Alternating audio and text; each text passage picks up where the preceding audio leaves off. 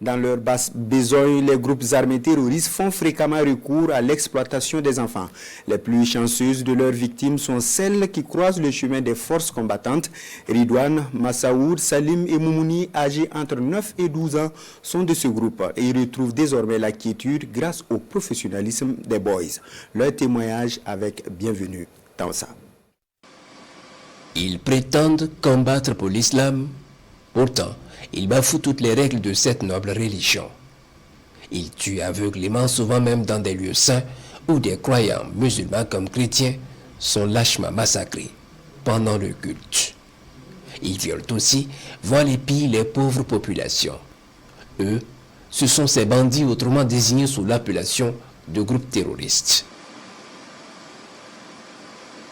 Ces entrepreneurs du mal ont aussi l'une de leurs bassesses les plus interpellatrices dont on parle pourtant peu, l'alignement des bambins dans leur rang, exposant ainsi ces êtres fragiles à tous les types de dangers.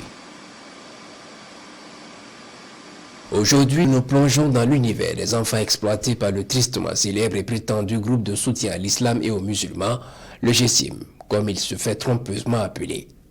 Des enfants arrachés de l'affection de leur mère par le GESIM pour en faire des combattants que nos vaillantes forces combattantes ont sauvés au cours de leurs brillantes opérations.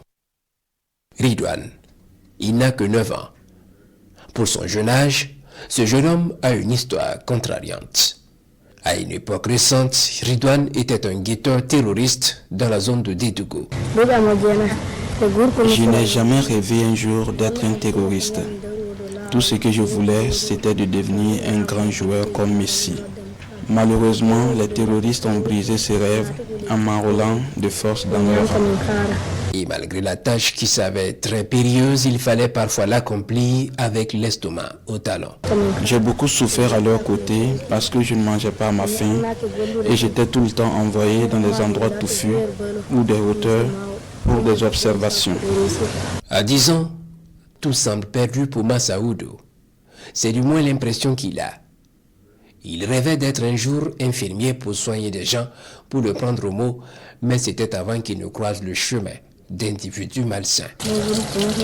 Je suis un ancien membre du groupe terroriste Nusra, où je jouais le rôle de guetteur et opérateur radio. Mon enrôlement dans le terrorisme fait suite au déguerpissement de mon village par les éléments de Nusra. En effet, les terroristes ont déguerpi mon village, ont enlevé par la même occasion tous les jeunes de sexe masculin qui avaient au moins 9 ans.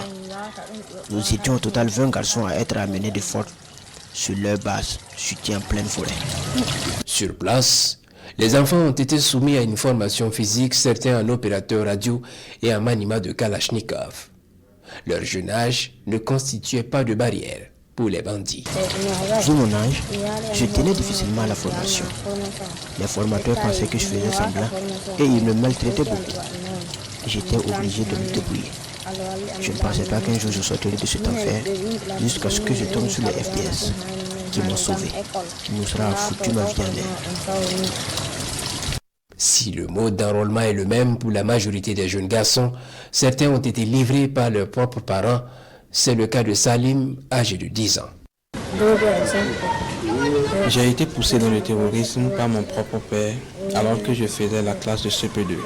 Comme tous les autres terroristes, j'ai subi une formation terroriste qui a duré 3 semaines. Les terroristes ont brisé mon rêve de devenir un enseignant. Salim a passé 2 ans au sein du groupe terroriste comme guetteur avant d'être sauvé grâce au professionnalisme des forces de défense et de sécurité. Et quid de Moumouni? Il rêvait de devenir pilote, ce qu'il appelle chauffeur d'avion.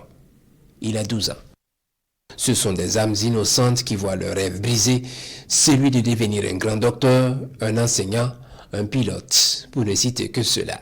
Le GESIM, au mépris du droit international pour qui l'emploi des enfants dans la guerre est un crime de guerre, envoie au front des enfants qui n'ont même pas la dizaine. Ont-ils d'ailleurs un quelconque égard envers ces mécanismes internationaux, même s'il leur arrive souvent d'appeler à la rescousse la communauté internationale lorsqu'ils sont copieusement fouettés par les forces combattantes?